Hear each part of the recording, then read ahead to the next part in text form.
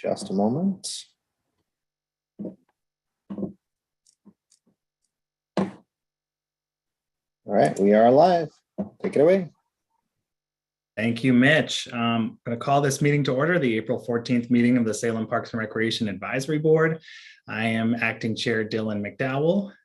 We're excited to have our meeting today. I know we have a new vacancy with us. As many of you know, or hopefully all of you know by now, Mickey Varney has been appointed to serve as the City Councilor for Ward 8. So we're really excited to have her go on to that next endeavor. And so I'll be filling her role right now. And then next month, we will be having elections. As Tony's email said, we need at least one person to put their name up. I'm interested in stepping back into the chair role. I really enjoy this work, but even if that's the case, if you all chose to select me, we'd still need a vice chair. So would like everyone to think about if you're interested in stepping up into that role and working with Tony and whoever else in the vice chair role, et cetera, for us to keep leading SPRAB into good directions. Are there any questions about that? I guess I'll just pause before we go into roll call. All right, well, let's go right into roll call then. Dylan, Yes. Can I ask, so my understanding is from Tony's email is next month we'll host elections. Will nominees also then we'll have an election next month among the board? Will nominees just be submitted then, or does Tony need more information for nominees before then? It's a good question. We've typically done it of nominating at the time of the meeting. Yeah. And you can nominate yourself. Yes. And we last time, do. Sorry, didn't mean to talk over you, Tony. Yes, and last time we talked through if we have multiple nominations, we were talking about using a Google form or some other method. In person, we can just do written ballots, but trying to find the Zoom equivalent. So we will get that all worked out ahead of next month. All right, well, let's go into our roll call. Woody Dukes. Present. Dave Friedenmaker is absent today. Rick Hartwig. Here. Al Holland. I'm here. Joan Lloyd said she's going to be late. She is out serving the community tonight, working, I believe, with a food bank. So she'll be here in a little bit. And Keith Norris. Yeah. And Alan Alexander. Can you hear us? Okay. Tony, I see your message here. Thank you for emailing Alan. Hopefully we'll have him joining us shortly. Let's move on to the minutes of last meeting. Hopefully everyone has had a time to review those. Are there any adjustments or changes before we move to adopt the minutes? Move to adopt. All right, we have a motion. Do we have a second? Second.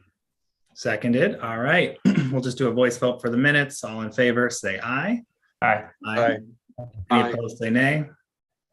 All right, the minutes are approved. Before we go into public comment, Tony, I just had one question for you logistically in terms of our open positions. I believe we now will have one new position posted to the boards and commissions website. I know we are still seeking for a horticulture seat. Thank you, or an arborist seat. Thank you, Woody, for staying on that role. Have we sent that out to the neighborhood association lists? It feels like there would be potentially with their parks chairs and things like that, there might be some interest if we were to highlight these openings. It has gone out, but it should go out again, especially with our additional seat of Mickey's. Yeah, thank you. Appreciate that. And just a reminder to everyone here, please spread the word in the community if there's groups you're working with and other great folks like yourselves that we can have join the Parks Board. And Tony, just for timeline, sorry, I know you just came on and off. It's going to be June when the boards and commissions committee meets again. Is that correct? I think it's June. I did email about that, but I haven't had a confirmation yet. Perfect.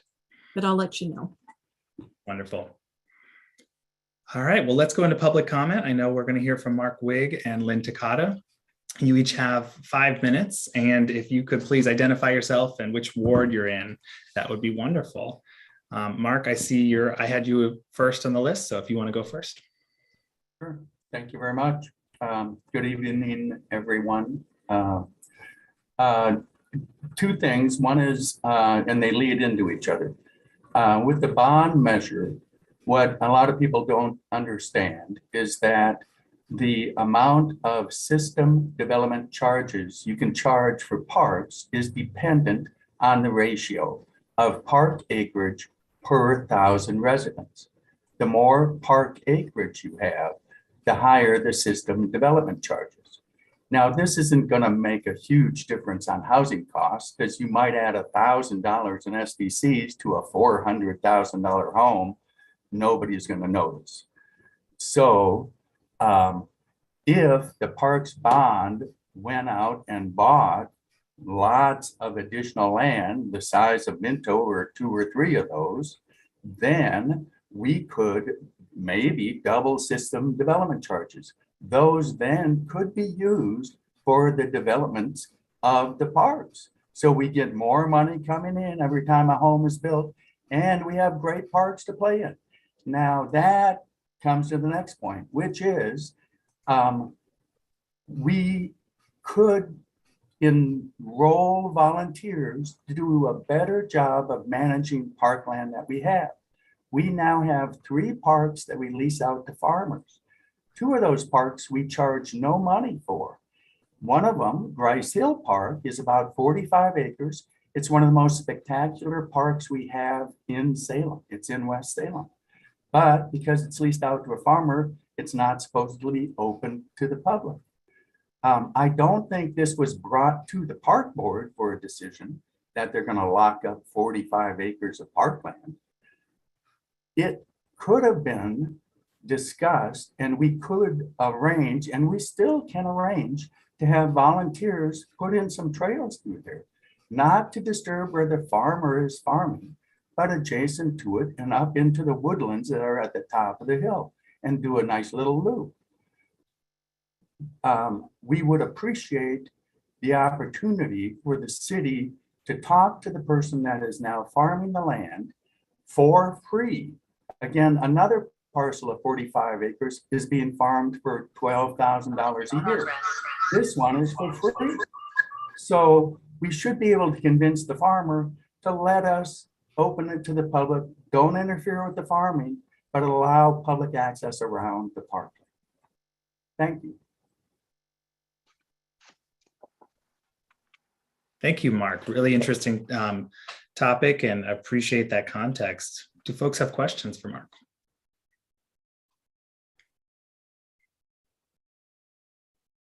Thank you very much. Well, I guess, sorry, I would just ask staff if there has been any precedent for shared use agreements in the past. I know that, as Mark notes, there have been some of these. This is not Minto Brown Park was a shared use agreement. That's a good point. Are there currently any shared use agreements? Sorry, that we have? I know there's shared use with Salem Kaiser School District, which is a little bit different than agriculture and farm use. But I guess, Jennifer, is there anything that you're aware of that would be similar to that, or do you know if that was explored at all in the early conversations? So the 3 properties that Mr. Wig is referring to is which I think he mentioned, is the Hazel Green property, the Grice Hill property, and Reese Hill. So the Hazel Green property, we actually do have an agreement with them that is in effect, I believe, until June 30th, 2023. With that farmer, that's one where we derive the revenue that Mr. Wig was referring to. Grice Hill property, we do have an agreement. It's not a revenue agreement, but it's a permit of entry agreement. So it allows certainly for us as the city and for maintenance workers to be able to access and have right to access that property should we need to. It does preclude the public from using that, as a park per se in the trail system. So with that agreement in place, and I guess Mark Weinstein's on the call, and he can say if I'm saying something inaccurate. But my understanding from the agreement and reading the agreement is, with that agreement in place, it does preclude us from allowing the public and developing trails. So the point of when we purchased that property, the point was basically to put property in reserve that we could develop at a future time before it was snatched up by a developer and so forth. So in the meanwhile, since we don't have funds even to do, interim use type of activity at those locations, because if you do interim use, there's obviously maintenance that's involved in that and responsibilities for that. that we have these agreements in place with the farmers to are agricultural based to maintain or to kind of help oversee, provide general maintenance in one case of the property on our behalf. So we don't have shared agreements in the context that Mr. Wig is referencing, but we do have agreements, in place that allow us access, but not public access. Thank you, Jennifer. I appreciate that. And just to clarify, you said that the Hazel Green is up for renewal or consideration in 2023. Is that the same across all of them, or are they all in different? No. So the Grice Hill one originally came into effect, I believe it was in 2018. Its original expiration was October of 2021. However, there was the ability to have 3 one-year renewals on that agreement, should the parties decide that they had wanted to do that. So those are the only 2 that technically have some type of a agreement in place. That's really helpful. And that also helps with timeline for just thinking about what the future could hold. Al, I saw your hand was up. Yes, I have a question for Mr. Wig. I recently drove by and surveyed that property in West Salem. I think it's the Rice Hill property, the farming plot. And I'm trying to visualize what you might have in mind in terms of trails. It sounds to me like there'd have to be some kind of modification of the agreement, but if that was done, what kind of trails would you imagine? Simply a perimeter trail, or what is it that you would be suggesting? For that property, I would think the best arrangement would be that they park, if somebody's coming up to park, they park by the water tower, and then they go on a short loop just up and around the timber park. So you're up alongside actually where Scotch broom now predominates. And so he's not actually farming the land. And you could get rid of some of the Scotch broom, have a trail through that, nice and open, and then enter the timber, and then go over the hill. The public right-of-way connects to Grice Hill Road. So you could actually have a loop that brings you over to Grice Hill Road and access that too. So the people on Grice Hill Road actually could go down to the high school pretty quickly using that trail system. Connecting neighborhoods is a good thing. And the other thing that's going on that I don't think the city is aware of is that the person that put the vineyard underneath the power lines is actually on using city land for the power to plant his vineyard. Because underneath the power line, while it is owned by BPA has agreements with all adjoining landowners that they get half of that power line. And the owner with the vineyard just assumed ownership of the entire 100 feet of public land. And so we lost a few acres right there because we didn't enforce our rights to that power line corridor. And again, we're dealing with an agreement that it's free to the farmer. I'm sure there must be an ability to negotiate something where you're giving something away worth $10,000 a year for free. And could we please figure out a way to have public access? We'll build the trails. I've put in 4 trails in this city, never asked for a nickel. Always did it with volunteer help. Thank you, Mark. And we generally don't need much maintenance. Thank you. I appreciate that context. Are there any other questions from the board? Yeah, my question is going to be for Jennifer. Just the agreements that we have with these farmers, were they the original landowners that the city purchased it from? Is that kind of how they were brought in to this agreement, and why it was done kind of cost free? Is there any financial transaction there other than leasing of the land? Because I guess one of my thoughts is, okay, you mentioned that they're providing some level of maintenance, but But if there's no development on, I'm not sure what maintenance would be needed on the land. But that being said, I'm also not familiar with the locations. So the Hazel Green property, yes, I believe that is the owners, the previous owners. Hazel Green is kind of on the northeast area of the city. It was purchased because it's a large parcel that's flat.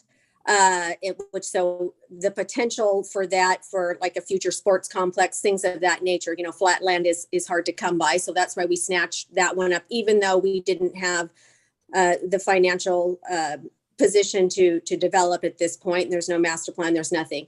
That one, I believe, yes, it was the owner of the property previous. So he's continuing to, we do receive revenue from him. It is a lease agreement with him. That's one that we have the agreement with. He's continuing his agricultural, as it was before. Grice Hill, my recollection with that one is that previously years ago was actually owned by the school district. And in part of this property swap that took place a few years back with regard to, them wanting to purchase some city property, vice versa. And so it was, it was a swap that took place. Part of that swap agreement included Grice Hill as thrown into that larger overarching conversation. And that's how we acquired Grice Hill. Okay, thanks. And I think that, the idea of purchasing up the land and kind of holding it reserved, that makes good sense to me. And it seems like a good proactive move from the city, but I think those are valid questions that Mr. Wood is raising. Are those agreements, are they approved by the city council, or are those all staff developed agreements? The agreement for Hazel Green, my recollection is that went to city council through a staff report process. Grice Hill, I believe, went to city council as part of this property swap. I was talking about multiple pieces of property, so it went through city council through that process. Great, thank you. Thank you for raising that, Mark, and I appreciate that context. I think these are really good things, like Keith said, to be raising. And as we're thinking about some of the upcoming deadlines for these agreements, it's just good for us to keep this in mind. And, all of us on the board, we can think about other areas that might have, other cities that might have really proactive shared use agreements and other examples. So thank you again. I know we have another public comment.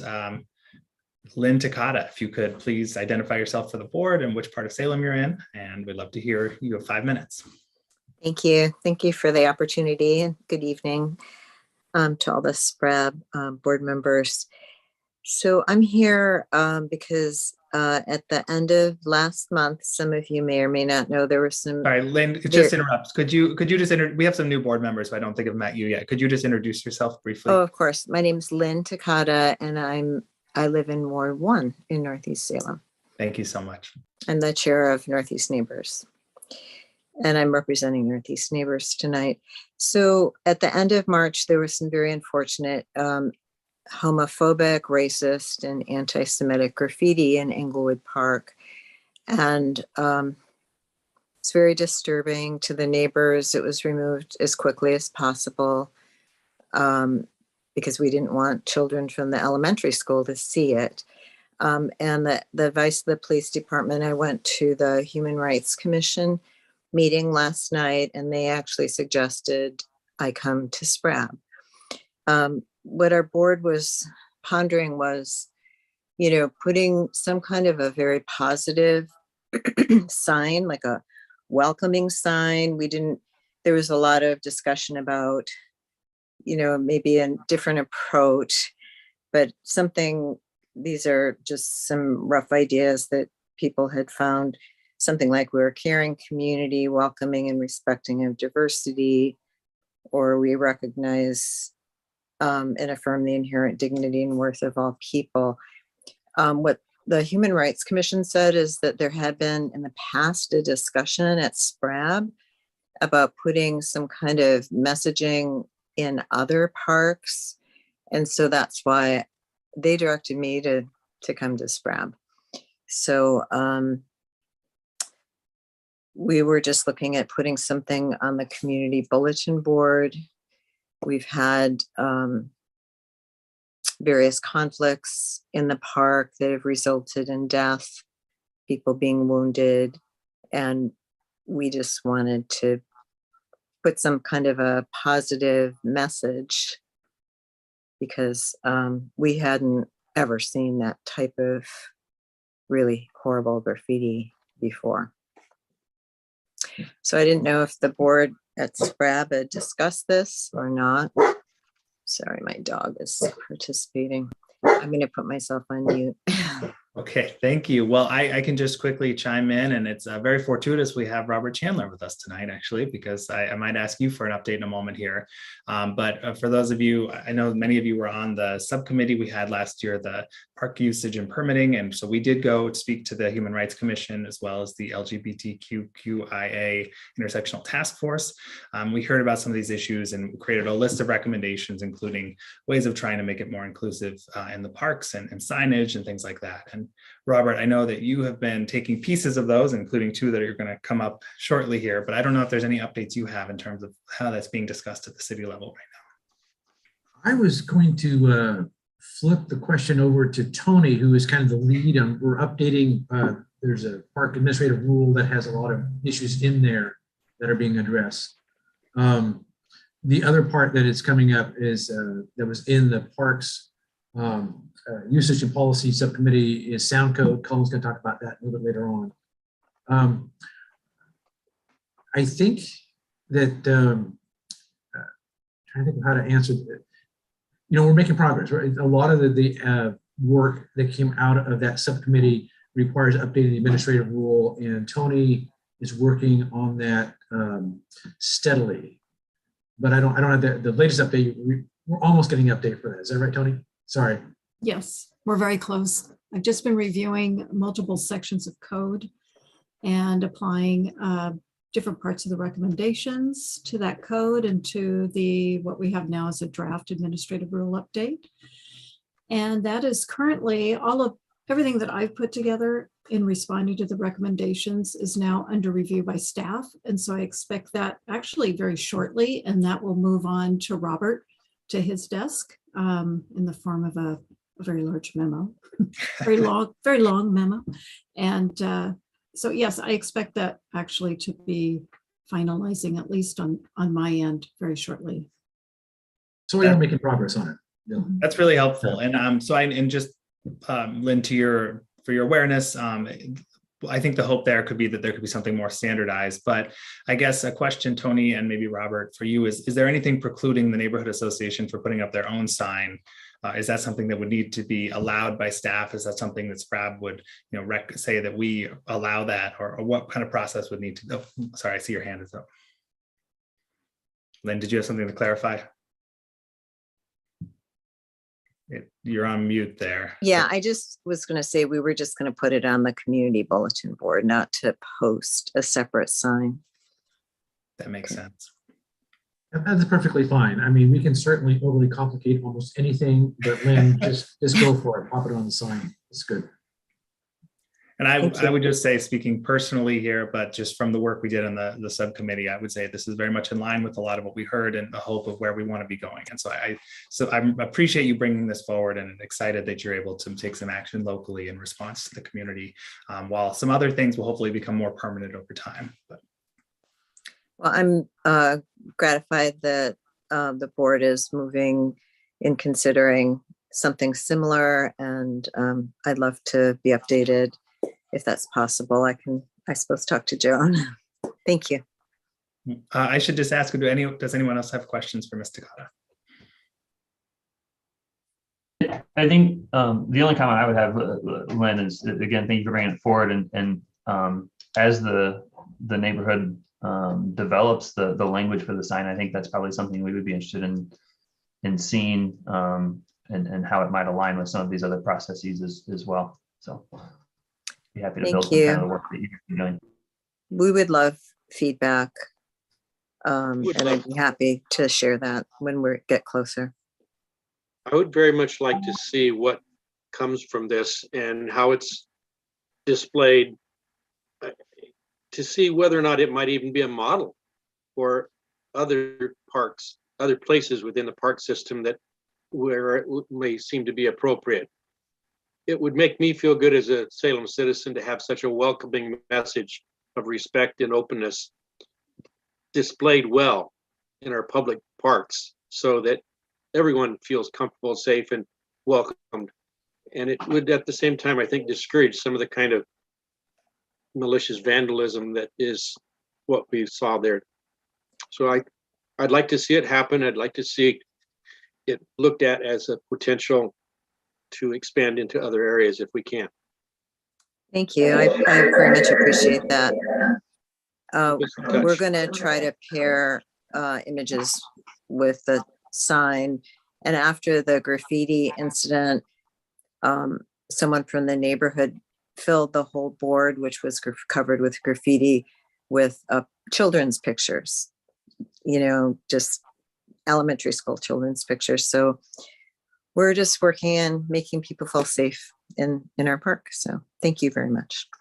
I appreciate it. Thank you so much for joining us tonight and sharing that. Tony, that was all the public comment I had that you sent. There was none other that you received, correct? Okay, so we can move on. Next, we're going to hear about an update to the SRC city-owned trees and the event sound permits. So Robert and then Colin Armstrong. I don't know which order you would like to go, but the floor is yours.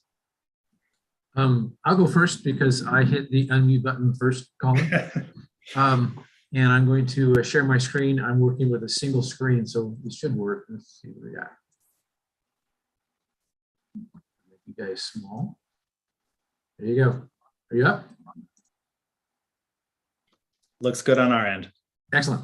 So this is really an update on a long process. The revisions to the city tree code and associated administrative rules has been making progress with fits in uneven progress.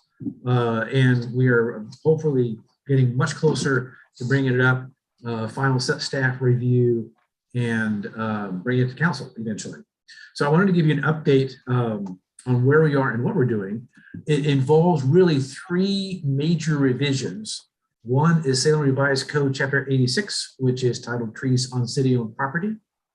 There's an administrative rule directly associated with SRC Chapter 86, also titled Trees on City-Owned Property, and as a supporting administrative rule specific to enforcement on public works regulations. And I'll share with you the major changes on all three of those regulations.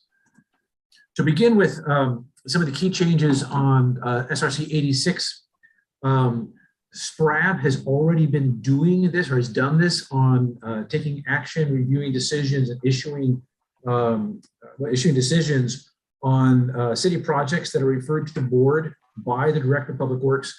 We're just plopping that into code, so there's a code basis for it. We're using some of the lessons learned from your experience to make the code align with the way it can be done. Also, as a small side note, we're adding a note. You already have the authority to issue a recommendation on nominations for heritage tree designation. It's not actually clear that you can make a recommendation on rescinding of heritage tree designation. So that's in the code as well. Oh, and Dylan, I can't see anybody. So if the question comes up, just interrupt me and I will cut here. Will do. The also, again, on director referral on city projects that contemplate removal of a tree, we're addressing how those referrals occur, and protocols for those referrals. The big thing I talk more about this is currently, if somebody wants to remove a city-owned tree, and I use city-owned trees and street trees more or less interchangeably. At the moment, a permit application is submitted. The decision is by the Director of Public Works, and there is a review process and an opportunity to appeal the director's decision that goes to SPRAB. We want to move that tree removal into the land use approval process, which is much earlier in the land use process, regulated by a different code under the development rules. There are pros and cons, there are trade-offs, but we think the best way to do that is to incorporate a tree removal proposal as part of a development much earlier into the land use process.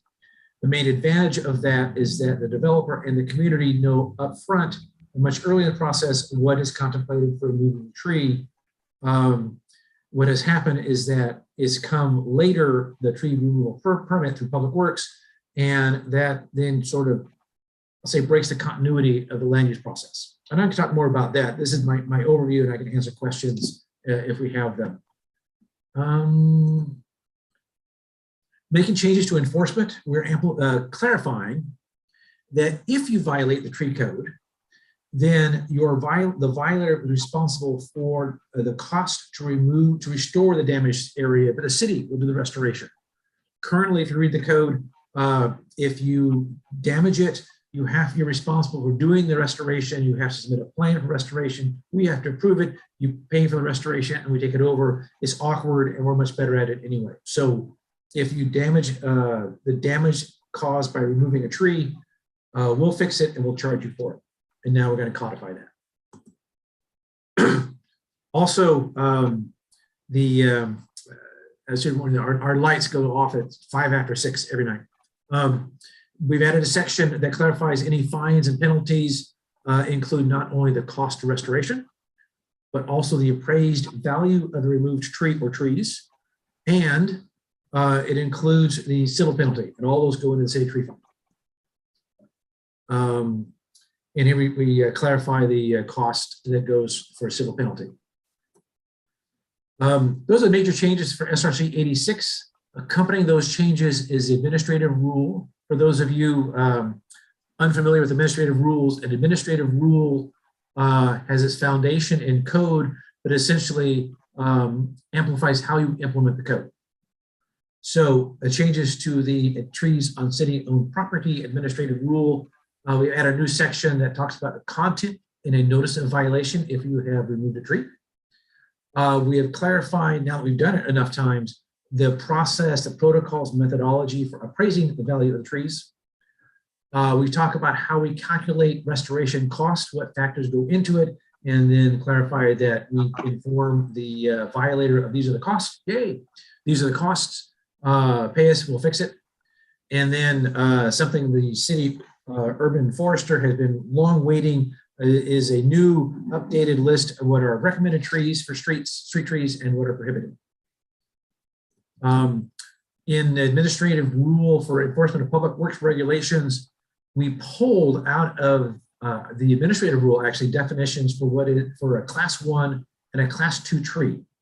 A class 1 tree is it's based on the class species of the tree and the size of the tree and its health. A class 2 is a slightly different size of tree, a different species. Class 1, of course, is Oregon white oaks. Class 2 are other big trees. And essentially, the way that a civil penalty is determined is it's an enforcement matrix. You know, was the violator aware? Should he have been aware? How egregious is a violation? And then based on the point value, it go in, is it a minor, moderate, or major violation? And then basically, if it's a minor violation, there's a penalty. A moderate violation, you pay twice that. And so if you remove a class 2 tree, it's now automatically a moderate violation, which is twice the penalty of a minor. And if the violation includes removal of a class 1 tree, it is 4 times the civil penalty of a minor violation. And if you want more, I can show you. I've got some spare slides if you're really interested in it. Next steps, we're still doing the internal staff review. The key departments is Public Works, of course, community development, because we're wrapping it into the land use process, and my good friends at the city attorney's office. Hopefully, assuming all that goes well, we go with a staff report that is essentially first reading. If council wants to, they can say, let's have a public hearing on it. There's a public notice about amending the code. There's also a public notice about revising the administrative rules. And there's a note about public hearing, possibly depending on the results of public hearing, we may or may not do that. Second reading, and then this is really not an emergency. So it'll be enacted 30 days after council approves it. So that is where we are with the tree code. Thank you, Robert. That was a long list, but I appreciate all the work you've done on that. Well, thank you. I have a question, but I see Al raised his hand, so we'll start with Al. Yes, sir. Hey, Alan. Hi, thank you so much for all this. I think it's important work. I'm curious, and forgive me for my lack of awareness, but for interest in terms of hypotheticals in the future, I'm curious how this might affect some things. For example, regarding the developments that have occurred at Kubler and I-5 area, how would that have been done differently had these changes been in place 2 years ago? That's a good question. The other good example is Wren Heights over in South Salem.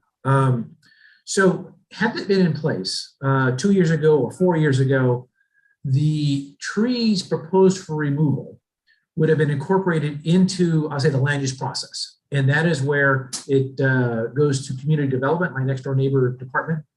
The planning administrator does the review. Notice goes out to the neighborhood associations.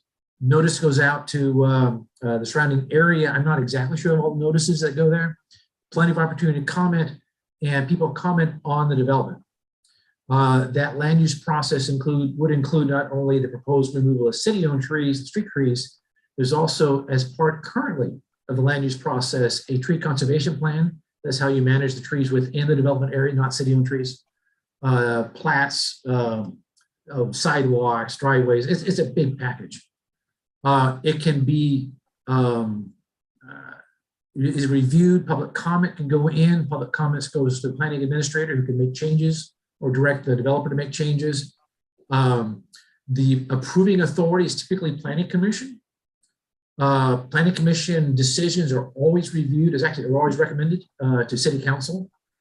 City council, if they want to, can call up the decision for a public comment, public hearing. Council can review it. Council can direct the planning administrator to make other changes to it. And I believe, actually I know, that can be even further appealed to the Land Use Board of Appeals. Very thorough process. But once that's been done, then when the project actually occurs, and that can be 1, 2, 3, 4 years or more, depending on the extensions of the land use approval, once it's been done, the decision's been made. And so you can't, a tree is supposed to say this tree is being removed as this land use decision. You can't then appeal to SFRAB and say, no, don't take away that tree. The decisions had already been made. That's how it would be done. That was a long run-on sentence. How'd I do, guys? You did well, and Al, you may or may not remember, or you may have not watched. There was a case, I guess a little over a year ago now, 2 years ago now, where there were trees that were removed that were brought to SFRAB whether or not to approve a permit. So it got messy. There definitely was a case of clearly needing some new processes. So I just want to first say that, Robert, I appreciate the city and your staff's effort to straighten this out. I think one thing that concerns me is that it seems like SFRAB is just completely out of the mix now versus at least being notified. And I feel like, and obviously we aren't seeing the full text here, but I would really encourage there to be notice given, especially if neighborhood associations are being notified. There should be a presentation to SFRAB about it and a chance for us to provide testimony. I don't know if that can be weighted or whatnot, but at least a 30-day notice for us to get a letter together or something where we can say, we have some concerns, or this is something we really want the planning commission to weigh in on if we're not going to be brought in on the back end. That is an excellent comment. I think we incorporate that in our code changes. The neighborhood associations are definitely informed when land use permits are being processed through. I think we included SFRAB in the notification chain for these things, but I will verify that. It should be. It's an easy thing to do. Yeah, thanks. If I can, Chair McDowell, Dr. Chandler, I appreciate the update and good process. As Dylan said, I think it was September 2020 was the debate. I remember over this. It was my first SFRAB meeting. Actually over some permitting where it went through the land use process, but there wasn't a tree permit that was acquired after it. So I think the streamlining there is beneficial in terms of the land use planning process effectively providing the permit to remove the trees. At least that's how I understood your update, and it would just be kind of that one step.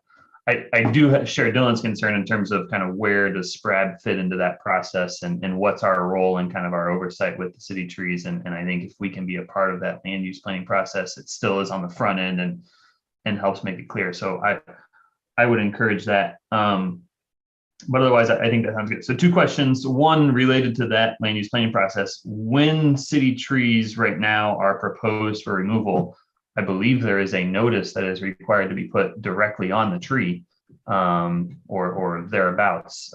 Would that be part of this land use planning process, knowing that the land use planning process is very robust, as you said, several years long, but I think the notice being put on trees is often the item that raises the red flag for people, or raises an awareness in a very tangible way for the neighborhood. So would that be part of the land use planning process? Is kind of my first question. So several things. Actually, you had several questions in there. The answer to the first one is yes, you have it right. As I understand, how it's wrapped into the land use process, SPRAB would have a role. I just cannot recall how we wrote it in there, that you are briefed into with the land use, an opportunity to make comment. You don't have an appeal, review, or revoking like you have now with the current process, but you're one among the players as a decision is made by the planning administrator and the planning commission. We're still sorting out about posting a tree, because it's depending on and it's a question of kind of what makes sense. So during the course of the land use process and review of the entire package for that property, we think at the moment that it makes sense to post a tree and post trees, whatever it is, and say this tree is being recommended for removal as part of this project for this subdivision, and it's going through the process, and here's how you make comment. That's where we're heading, because that gives the alert that you make the comment and you can weigh in on the decision. But once the decision is made and a tree has more or less been approved to be removed, there's some internal debate here about the merits of posting that tree a month, a year, 2 years later, 4 years if there's been an extension that's saying this tree is going to be removed, because that implies that you have a say in it, but in fact you don't. And the decision was made 4 years ago, and even if you just moved into the neighborhood, it's law. You can't weigh in on it. And so we're not, honestly, at this point, I don't know whether we will require street trees to be posted as a matter of courtesy to say, by the way, we're going to cut out this tree, remove this tree as part of this division, that the approval was done, sometime in the past. I don't know. I think that makes good sense to me. I was thinking the posting needs to happen at some point in the process, and doing it during the actual decision-making land use process, I think makes sense. I agree. You don't want to necessarily post it 4 years later when the decision's done and nothing to be done with it. There could be other debate about that, but I think that's all I want to say there. The other question I had, and I think you answered part of it, but it sounds like if and when a violation is made, there is a requirement to pay for the restoration. I like the change where they are going to pay the city and the city handles the restoration. I think that's a more effective and strategic way of doing that. And then it sounds like there would also be then the punitive measures in addition to that cost. And that was my initial question, but you got to that eventually. The other question I had though, does the city require any mitigation work? So in the approval process, in the tree removal approval, or in these land use planning, is there mitigation proactively required, saying, hey, you're going to remove these trees, sure, we'll permit that, but as a result, you have to contribute to tree plantings or some other natural resource restoration propagation effort in the city? I don't know for sure how that works. We have rules that try to minimize the number of trees that are removed, and we always work with the developers saying, instead of scour and replant, how about you protect these? We have tree protections during construction, both in the site and street trees. critical root zones and things like that. And we try to work with the developers because both from an environmental perspective and from a value of a property perspective, the more trees you can retain, the better. There's also some internal discussion about, do we require a minimum number of trees to be replanted on a new street? And it's easy to come up with a number, but every project is different, and you don't want to come up with a number that then every project requires an adjustment. So we're discussing that now. I don't know how that's going to play out, but there are requirements for planting new trees if you have to get rid of old trees. You've seen some new developments where the trees planted in sidewalks, tree wells, things like that. But that's typically within the development itself. Is that correct? That's correct. I think we do the same thing on street trees. So we value our street trees, and we want to have them up and in place. And I guess my thought is there could be an opportunity, or it would not be, precedent setting for government to require mitigation measures if a development is happening in this region to pay for restoration in another region. And what I'm thinking right now is the parks that Mr. Wig mentioned, right? And when those get developed, to pay for replanting of trees in those agricultural fields that are currently being done, or that sort of thing. So as we're taking a look at these tree development processes, I see that mitigation role as a potential consideration for the city. It's not something I think needs to be pushed necessarily, but I think it should be considered and thought about. I understand. I think I answered part of your question and then ignored the other part. So there are requirements, of course, to plant trees in new developments. And actually, you build residential streets, sidewalks, and you plant trees as required. Those trees become city-owned street trees. I do not know how the codes for development work, because what you're talking about is basically a payment of a fee in lieu of doing something on site. Generally, our view, or in addition, or in addition to taking the first part, our view is particularly for trees. It's more complicated for other kinds of infrastructure, but for trees, pretty much you can meet all the requirements on site, and having a fee in lieu of can be counterproductive. It gets a developer, it can get a developer out of an obligation that should be implemented. As far as an additional fee for trees or for environmental issues, because I think that pushes the bounds of our legal approval, because now you're mitigating beyond the direct impacts of your project. And I will be quiet on that because Mark Weinstein is here, and I get the look, even I'm getting it now with just his name, when an engineer tries to talk about things legal. But that, to my knowledge, there's not a payment of fee in lieu of for planting trees. Appreciate it. Yeah, thanks. Good questions. Al, I saw your hand was up. Yes, Mr. Chandler, could you please tell us from whence the idea for these changes came, and what is the goal of these changes? Sure.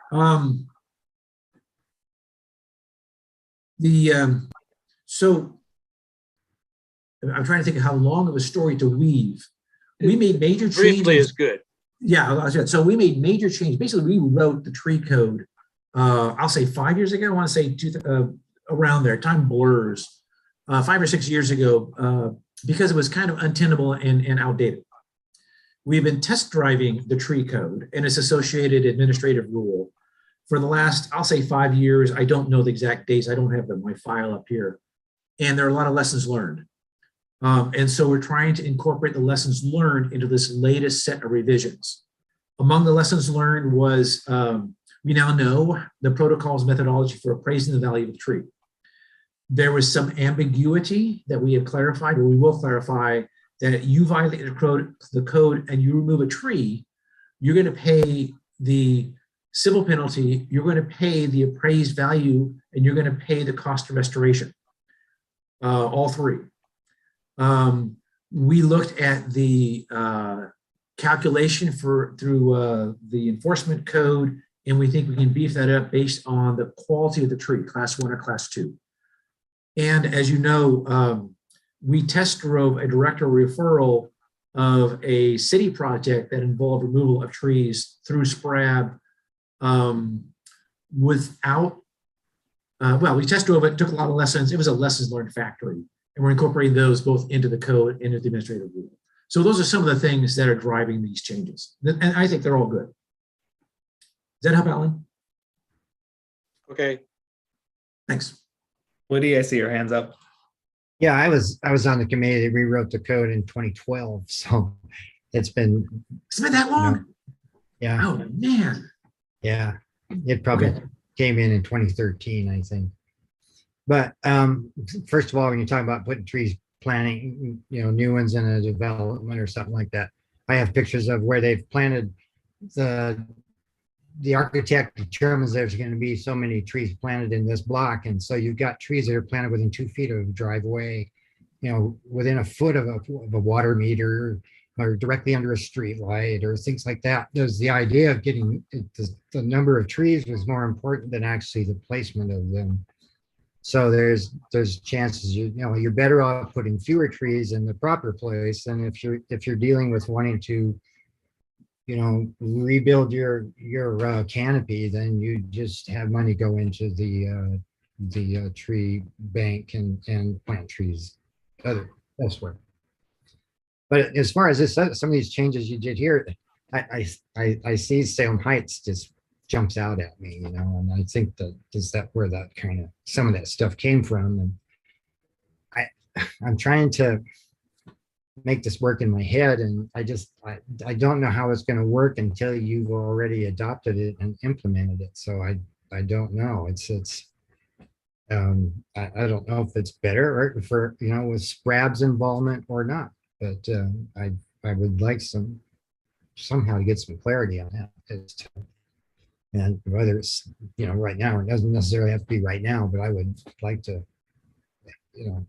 get into it a little bit deeper and try to figure out where look at what happened at Salem Heights, and then what would happen today in the same situation, and maybe we could have a better understanding of what this change will do.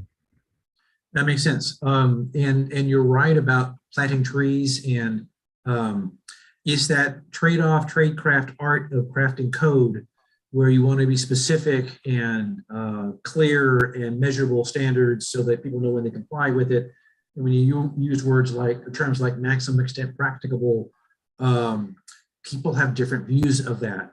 And I like discretion when it's mine. I don't necessarily like it when it's somebody else's. So it's hard on the specificity for that.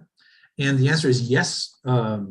Is that I would absolutely value the input of all the SPRAB members as we get closer to going from final internal draft to external review. Tree code and both administrative rules. Absolutely. And I just want to quickly pause to notice, I'll come to 1 second, Al. I just want to notice that note that Joan Lloyd has joined us. Thank you, Joan, for being here. We're just getting an update from Dr. Robert Chandler on updates to the tree code, as well as the administrative rules around trees. Sorry, Al, back to you. Okay, should go without saying that we all like fewer complaints from citizens and everybody to be happy. And that's a reasonable and appropriate goal for us in our structures and codes and enforcement. But the fewer complaints and fewer expressions of displeasure can be achieved in a number of ways. And one of them is to make everybody happier so that there's fewer of those submitted. Another one is to make it more difficult for those things to emerge. And if we have the process of public input and review 4 years in advance of a project's implementation, the distance between those two things is probably going to, if the final decision is made that far in advance, there's probably going to be an elimination of some of the complaints that might have emerged when people moved in more recently, or when people only became more aware of it, or when they became aware of how important it was once they got to see the property, or I don't know, there's all kinds of reasons why it would come out. And I'm a little concerned that that distance is one way of eliminating displeasure and complaint by not making it accessible or as likely to be available. And that's a little concerning. I know that it's advantageous for a developer and for the city that wants development to, once things are underway and planned to proceed without interruption. And that has not always been the case when we find people emerging with their displeasures in the middle of a project, or as a project just gets underway. That's expensive, and it's difficult, has all kinds of difficulties. So I don't know what the best way is, and I hope that what we were talking about here is going to be not seen as a suppression, but as a expediting of process that is favorable in outcome. And I think that it's important we retain the goals of that you made reference to, the strategies of replacing trees and mitigating the removal and all those kinds of things that we've done in the past, so that there's less reason for objection. I appreciate you sharing all this and keeping us informed of it. I'm a little bit uncomfortable with the elimination of the SPRAB's oversight in the way it's been, but I can understand that that's part of the process that needs to happen in some ways. So thank you for your presentation. Thanks for those comments. And you captured the trade-offs very well, and they're valid. It's different ways they can go about it. Well spoken now. I'll second that, Al. You really well stated. And Robert, I'm just trying to think about some very logistical ways that SPRAB could be more included. And one I'm thinking about is with some of our hearings, there's oftentimes different public comment periods allowed for like neighborhood associations that were impacted by a master plan, make it, I think, up to 10 minutes in some cases, whereas members of the public get 3.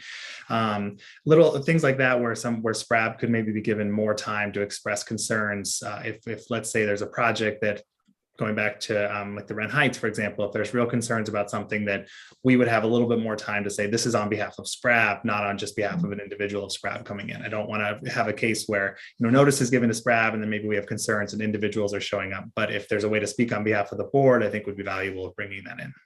Are you talking about at planning commission or council? More, I think at the planning commission phase. Yeah, if there's a way to bring that in.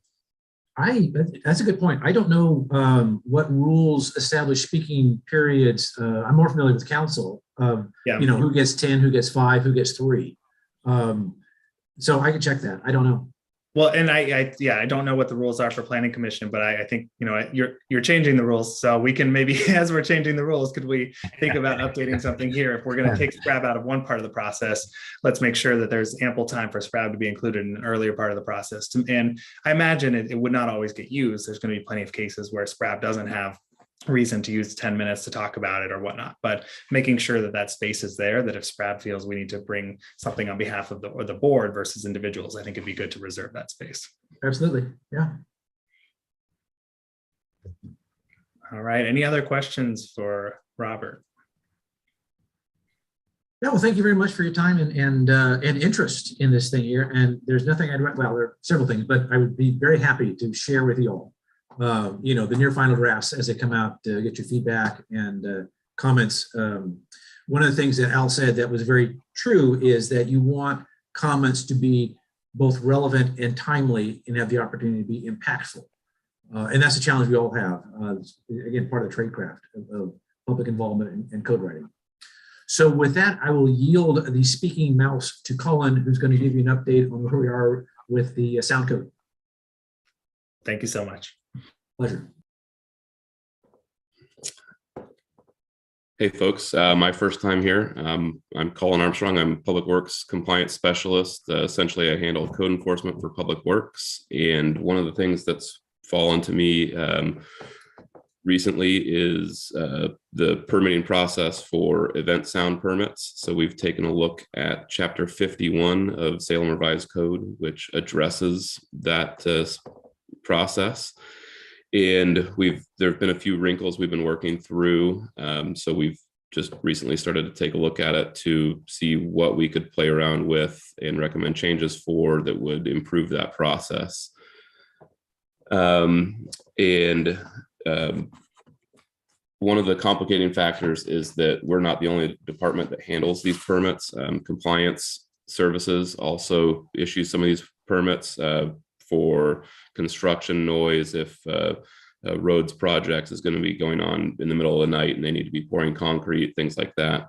But when it comes to events in parks, the permits come through me for approval. And so to address some of the issues we've had, we've looked at some definitional changes, some possible changes to notifications, maximum levels for sound, curfew, like kind of a cutoff time for sound as defaults, and some possible enforcement changes that just kind of solidify some penalties and things like that for the permits if someone's to violate the conditions of a permit or not have a permit and things like that. To that end, I don't know, Robert, if you'd like to have me share some of the noted documents for 51 or what your thoughts are there, but or if you'd like me to go into some of the specifics in terms of the changes. I would say, I mean, the sound code is one of the things you can get really excited about, or otherwise, you know, what we're trying to do is make it, this is an old code as codes go. And we're trying to bring it into the current atmosphere where you've got really two types of sounds that you want to regulate. You have the sound of music and activities in our public parks, and you have sound of construction projects. And they both tend to have sort of what they currently have similar processes, but now we're trying to separate those processes so that people who are doing activities in parks with amplified sound don't have to try to notify everybody in a condo or everything, or to make it workable. But you still want to have that opportunity to, the requirement to notify people in a residential area that you're going to be doing street construction beginning at 7:30 every morning. And so we're trying to simplify and streamline that process. The other thing, which is actually coming out from the Park Utilization and Permitting Subcommittee, our current sound code does not have a maximum decibel level. It's very discretionary. What we have done based on not exhaustive, but a good enough review of what other cities, jurisdictions, and performance venues have is we have now a maximum decibel level. And that allows us to confirm that whatever performance was indeed complying with code. Because I mean, sound travels all kinds of odd ways, and people say you were too loud. We say, well, they were not. We had somebody there, we measured sound, and they were within they complied with the code. Clarify the permitting process, notification process, having a maximum. Those are the primary things we're trying to do to make noise and make music, two very different things in our city, more straightforward. How's that for a good summary, Colin? Sounded good to me. All right. Open questions, Dylan. Yeah, I'm happy to elaborate on anything if there's any questions. Thank you both so much. Robert, just to clarify one piece. At first, I appreciate you bringing up, I was going to ask some questions about the subcommittee. I'm just pulled up the document here of what we sent in, and I think how the maximum allowable decibel levels, but also how they're determined, I think was something that wasn't as clear in code of how, who was enforcing that, who do you go to? And I think I don't remember where we landed on this with the final recommendations, but just how does one file a complaint or ask questions about that? I don't know if that's all clarified, but it would be good to have those kind of, those notes in there. I don't think it'd be clarified as a matter of ordinance, but it does. I'm trying to remember what I looked at the early draft. It does talk about methodology for distance and then measure the decibel levels, and so it's consistently measured. Okay. And what we will do, my band is primarily toward, obviously Riverfront Park and the major events, is those tend to have a compliance officer there who will measure the sound at some points and make sure that it doesn't exceed the allowable levels, and also make sure that the sound plug is pulled at 10:30 at night for that, which is standard, standard in the field for music at outdoor venues. And I think some of the concerns we heard as a subcommittee, and we've just heard in general in different articles and whatnot, are for more of the events that took place throughout the pandemic on weekends that were not the big sanctioned events. But I think some community members were concerned about not even knowing who do they report that to. Is that, do they call Public Works Dispatch? Is that the police? Who do they even ask if there is not a compliance officer on deck? And so you're right, maybe that's not in the code specifically, but I think as you're all putting these together, it's really important that we have that communication aspect for the community to know how to do something about this if they feel there is a violation. I agree. Just Keith, yeah, this is not a question about sound, but it popped in my head, so I thought I'd ask it. Is there a similar permit for light shows? Is there a similar permit process? Just thinking about concerts and the light that is associated with that. Is that something that is permitted, or is it? I guess the electrical use is permitted as part of the event. And is it something that I was just thinking about? You mentioned the condos and thinking along Riverfront Park. If that's something that would also be anything covered by a city permitting process. I will tell you what I think I know. I know Becky is on here. In fact, you just unmuted, Becky. Do you want to answer the question?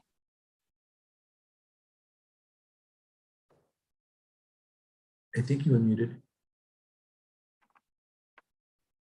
I actually don't know if I unmuted, but I finally got it. To answer your question, no, there is not a permit for lighting per se. There is a permit to have alcohol or sell alcohol, and there's a permit for amplified sound. Those are the two main ancillary type permits. Okay, thanks. Yes. I'm not going to make an issue where one doesn't exist. Like I said, I was just kind of curious how it would, thinking about the process and how would that process relate to this one. And so that's all. Yes, thank you. Yeah, thanks very much, Keith. Are there other questions from the board? Woody. Yeah, I think the city has a light code. It's 800, I believe. And so I don't know if that would, anyway, if you wanted to look at that. But yeah, as far as the sound goes, some of it could be dependent on which way the speakers are pointed to, not just necessarily the allowed volume. It could be the deeper part of a park, the sound could go there, or if it's a narrow part where there's houses, if it's pointed towards those houses, then that the sound would be a different issue, I think. But yeah, I don't know. I just wanted to make that comment. That's a good comment. That's something we take into account when I issue those permits on almost every permit, especially particularly the larger events, or if they'll have a mounted speaker system of any kind. I make a note that the speakers are to be directed at a downward angle to focus on the specific area they expect the crowd or audience or any listeners. And even if there's no people, then at least it'll terminate into the ground to absorb and try to prevent some of that bounce and sending it elsewhere. And for Riverfront Park particularly, we generally don't like and don't allow speakers to be directed out across the river towards the west. So we always try to focus sound to the south and to the east, or occasionally the north, but most folks don't set up pointed north. Typically it's south or east.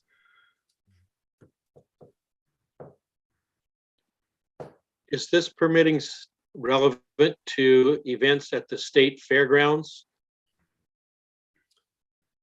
Yeah, events at the state fairgrounds require permits just like any other event would. Those typically go through compliance for their approval or deny. Suzanne Reynolds and the compliance division, I believe, is the one that processes those. Relevant to Keith's comment, I think that it might be appropriate to consider the possibility of a light issue being considered. There are displays coming and have actually happened involving intense laser light displays covering a wide range and large area. That could be problematic in some situations, some places. And how that is done, it might be an issue of that could be significant for some residents and businesses. I think that, and the intensity of light, aside from being lasers, the intensity of light might be something we want to pay attention to as well, because the notion of light pollution is a concern for some people, some folks, and some scientists, some industries. There are standards for light being emitted down towards the ground rather than to the sky in some kinds of lighting systems. It wouldn't be out of line, I would think, for us to have some kind of interest in how lighting displays are going to be presented so that they don't exacerbate our already present ambient light that is going to the sky and blocking out vision for people that need to see that. I think it's just something to think about as a possibility to be included in the future revisions. That's a really good point. I know that we have sign code and light codes and primarily targeted toward permanent light fixtures. I mean, Colin's in my world at the moment is temporary, shows, amplified sound. I had not thought about laser shows and issues related to that. I'm actually we'll look into that, but there are two, diverse regulatory paths, one for the permanent lights, and we've actually had to deal with signs that are too bright. But Colin and I are looking at more temporary shows, temporary work things. And I do think Woody, the code you cited was, I just looked it up, this to be more oriented toward permanent exterior lights, but you're right, it did exist, and you were spot on with the number. I am humbled. Any other questions for Robert or Colin? Okay, well, I hope all this was helpful. Thank you, everyone, for providing such good feedback on the board. And so, Robert, remind us, I know you had at the start next steps, but when does this all the updates become public for us to look in more detail? Probably next month. Okay. Maybe toward the end of next month or the first of the month after that, which I think, heavens, that's June. It kind of depends on the ability to capture the attention of our internal staff to spend time on it. It's a good body of work, but that's what we're looking at. Given all the interest here, if you wouldn't mind sending a copy to Tony to distribute to the board when that is available, that would be great, just so we all know. That'd be great, and your input is definitely valued. So absolutely, thanks, and thank you all again for your time tonight. Appreciate it. Thank you both so much, and Colin, it was great to see you for the first time. It's Brad. Thanks for joining us. All right, we have a request for an agenda change. Christine has to leave early from Mission Street Parks Conservancy, so there was a request to switch her presentation with Mark. Tony, I know you said, Mark, you're all right with that, I believe. So if there's no dissent from the board, we'll make this, we'll do the MSPC update first and then go to the meeting and ethics considerations. Okay, seeing thumbs up. Christine, thanks for joining us. Let's get you off mute here. There you are. Oh, great. Thank you. Well, it's nice to see you all again. We've had a busy few months. We started gardening again in March, and we're full on into gardening now. I wanted just to draw your attention to a couple of things in the written material that you received. The first is the work that we're doing in the northwest corner of the park with some of the old trees. We're building props for some of the horizontal branches to take some of the stress off those branches. And we're trying something new called root enhancement, which involves digging up the soil a little bit in a radius around the trunk of the tree, and then aerating that soil and putting in organic matter, compost, and something that's called biochar. And biochar is just what you would think it is. it's burnt biologic matter, but they burn it like they burn things to make charcoal. They try to burn it with as little oxygen as possible. And then they put that into the soil, and that adds a lot of nutrients, carbon and whatnot for the tree. And it also helps with microbial health and with water retention. So we're starting that, just going to try it out, see how it goes. It's pretty expensive and not everybody can do it. So it's an experiment. The other thing I wanted to draw your attention to is the very last part of my written report has a couple of diagrams of what we're referring to as the Woodland Garden. Now, this project is something that we're just barely getting started with. As you all probably remember, the Cultural Landscape Management Plan that was adopted last year created a new process for us to go through with projects in the park. And so we've just started that process with people in parks, Salem Parks Department. We don't know what's going to happen to it. We're sure it's not going to come out looking just exactly like it is going in, because we'll have lots of opportunity for input. But we're very excited about it. If you look at the first picture on the very last page, you'll see that it's on the far right, that black and white, almost black and white photograph. There's a little orange. I guess it's a quadrilateral, little orange quadrilateral. And that's a very scruffy, unused, weedy, lumpy part of the park right now that really no one goes in there, except one time I did see a lady go in there to curb her dog. So not very many people use that. We're going to turn that into a beautiful woodland style garden. And the second picture that you see there is kind of what we think it's going to look like. We're talking about using very compactable gravel so that it won't be paved, but it will be basically wheelchair accessible because the gravel is so easy to get through. And we're going to have seating in there, maybe places for people to sit and have coffee or whatever they want to do. And bringing in some trees from, maybe some evergreen style trees from California area that would be more drought tolerant than some of the stuff that you might normally see in Oregon, but also some flowering trees to pick up on the Lord and Scriber elements that exist in Bush Park. We're really excited about this.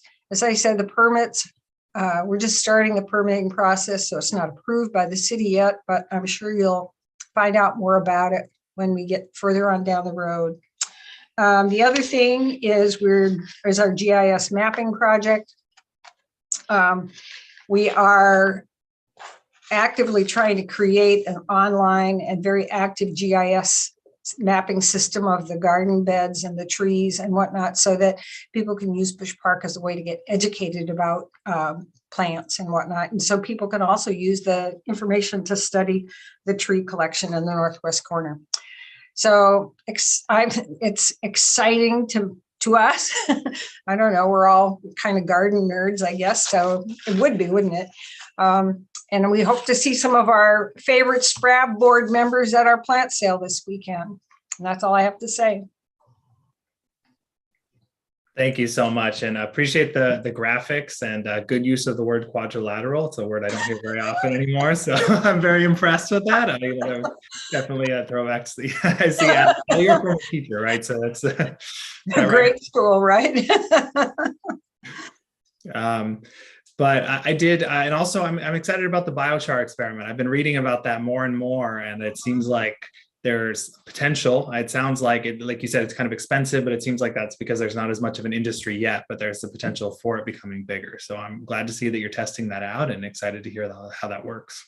It's kind of cool because it's an Oregon product. I mean, you can get the stuff from sawmills. They get the stuff from the leavings of sawmills and then burn it like in a pit or something. They probably use a machine nowadays, but it's great. It keeps stuff out of the landfill and whatnot. Absolutely. Yeah. Okay, well, I'm glad to answer any questions if there are any. Open it up to anyone else. Okay, well, I'm not hearing any, but thank you so much. This was a really thorough report. I learned a lot from it and excited to go out there and see the completed brickwork as well. Well, we'll make sure to invite you to the party. All right. Thank you so much, Christine. Bye. All right. Next up, Mark Weinstein. Let's hear about the public meetings law and ethical considerations for public officials. Thank you, Chair McDowell. My name is Mark Weinstein. I'm an assistant city attorney here with the city of Salem. Looking at the time and wanting to be respectful of everybody's time and knowing that we only have about a half hour left for this meeting, I'm going to move through this material fairly quickly, but in a way still that gives you the substance of the information. I'm not going to be able to see you as I'm going through the PowerPoint presentation. If there is a question you feel would like to ask, just say something orally and I'll stop and I will pause at various points in the presentation, ask if there's any questions. With that, I'm going to go ahead and share my screen.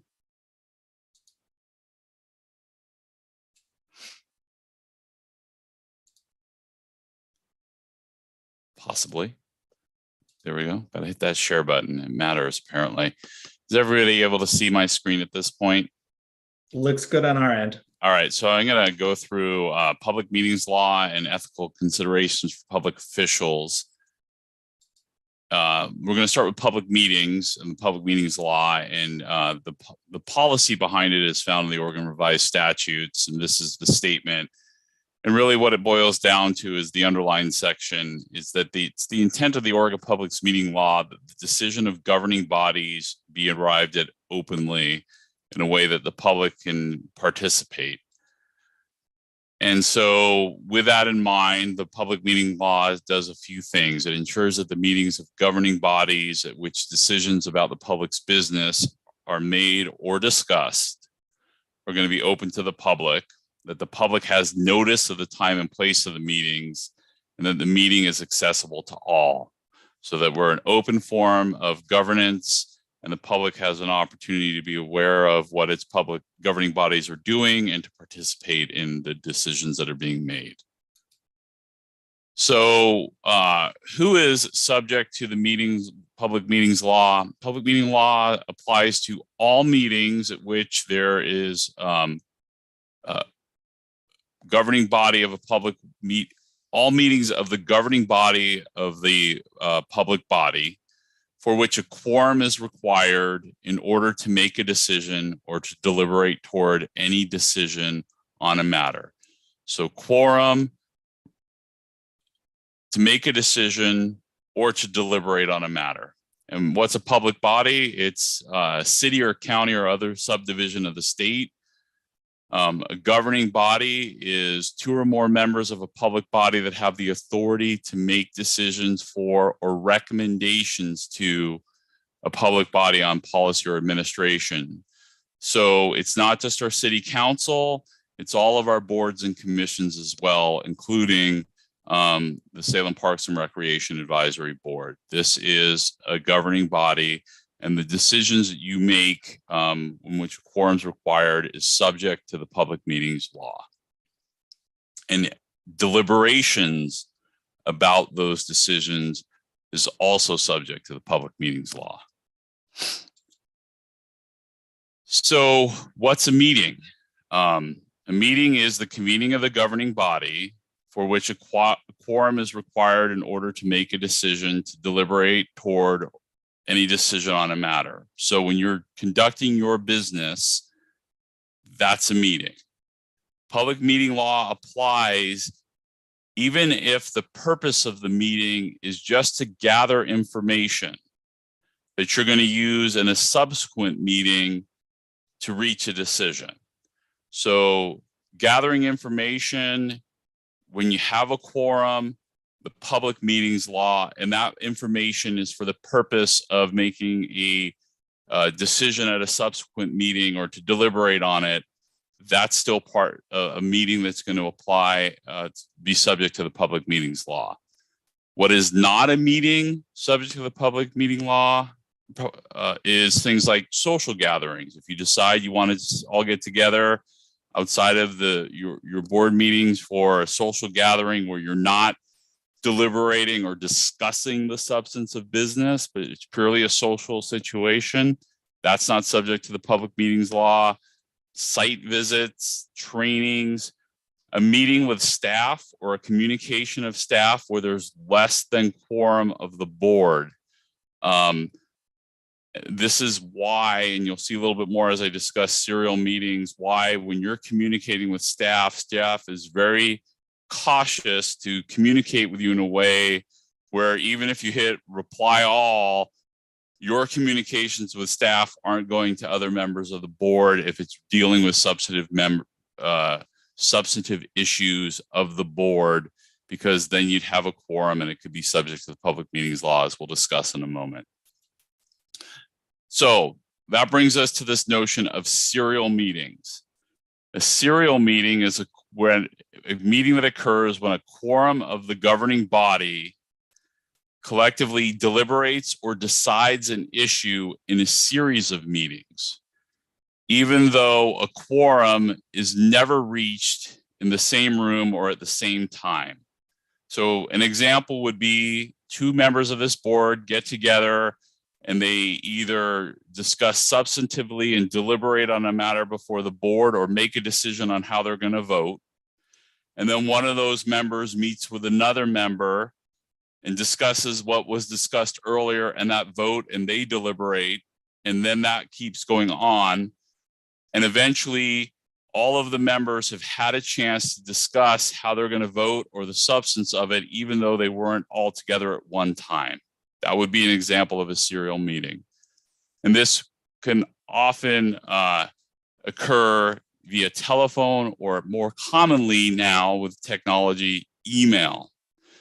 So if two of you are to discuss a substantive matter of this board, how you're going to vote on something or discuss information you have and how it impacts a decision you're going to make in an email string, and it's just two of you. But then one of you forwards it to another member. So that member is now seeing what the other two of you have discussed. And that gets put forward. Or there's a reply all and it goes to all of the members. That could constitute a violation of the public meetings law. So that was kind of what happened in a case that went before up all the way to the Supreme Court, the Dumdy Handy case. And in that case, the Lane County Board of Commissioners violated the public meetings law by serial meetings that occurred via email. It started really with them just being requested to set an emergency meeting to discuss a public records request that came in. Scheduling of meetings, hey, are you available on the state or whatever? That's not the substance of this board. That would have been fine, except the Board of Commissioners then started making comments about how they felt about the matter that was going to be the subject of the meeting. And those comments got passed on to all of the commissioners. And ultimately, it was determined that because they were talking about the substance of what was going to be done in the meeting, and they deliberated on it, and they made decisions about it, that violated the public meetings law. So what are the lessons of the serial meeting discussion?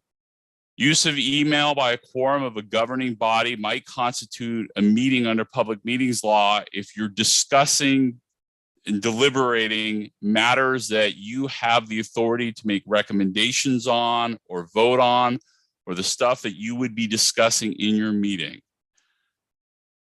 And a serial meeting will violate the public meetings law if eventually a quorum of the governing body made a decision or deliberated on a matter in a setting that was private and not open to the public. And that's why, again, when staff is communicating with you, they do it in a way that to help avoid it becoming a quorum of the board members, so that discussion only occurs in a public open forum. And what is important to note also out of this is that you as board members are assumed to know the requirements of the law and failure to comply with the requirements of the law may constitute a violation. And if it's willful misconduct, it could subject you to personal liability. So just a couple last things to consider when I wrap up my discussion about public meetings. And your capacity as a member of the Salem Park and Recreation Advisory Board, you are a public official doing official business. And that could theoretically subject your communications regarding your work on the SPRAB to public records law. Consider having an email address that you use only for your work on SPRAB. That way, if there is some type of litigation or public records request relevant to your work on SPRAB, and staff reaches out to you and asks for your communications in relationship to a matter that was before SPRAB or whatever, it's very easy for you to find that information, and that information is retained. Just a recommendation that you might want to have a separate email that's just for your business on the Salem Park and Recreation Board. I'm about to move from public meetings into ethics. Did anybody have any questions about anything I discussed in the public meetings portion of my presentation? Yes, what were the consequences to the Lane County Commissioners?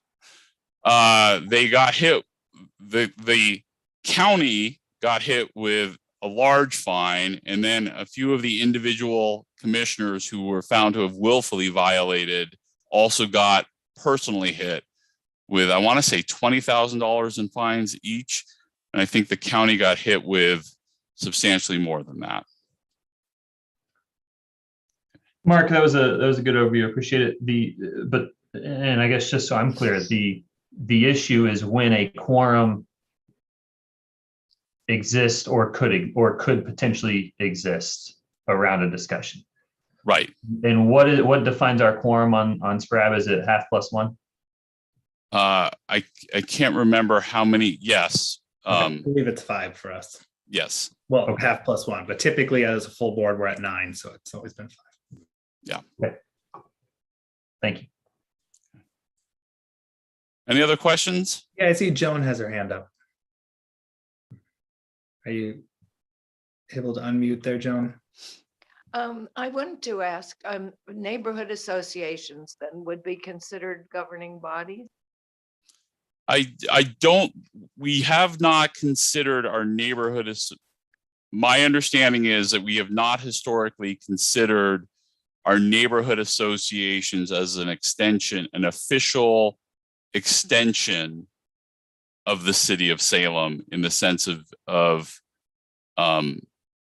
in the same manner as we do our boards and commissions. They're supported by the city, but not in the same manner. That said, a word of caution would be, to the extent that you can, you're never gonna be punished for following these laws if it's determined that they apply to you. Okay, thank you. Sure. Other questions? All right, let's move on to the ethics portion of this. The policy behind the state and city's ethics laws is that public office is a position of trust of the public, and it requires compliance with the ethics rules. Know that the city has some different and more restrictive ethical standards than state law for its elected officials, appointed officials, and employees. We'll talk a little bit about that in just a few minutes. The ethics laws and ethics rules govern the following areas for public officials. Most important for the board is conflict of interest. Also governs gifts, and then the use of public office for private purpose. So let's start with who is a public official. It's any person who serves on any public body. Of course, it's our city council. It's you as members of the boards and commissions. It's staff, it's consultants, it's volunteers. Regardless of whether or not the person is compensated for the service.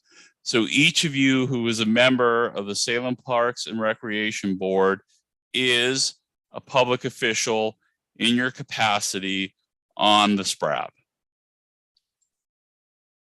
So conflicts of interest, there's two types of conflicts of interest. There's actual and potential. An actual conflict of interest is when an act, decision, or recommendation made by a public official would result in a financial benefit or detriment to the public official, their relatives, or a business that the public official or a public official's relative is associated with.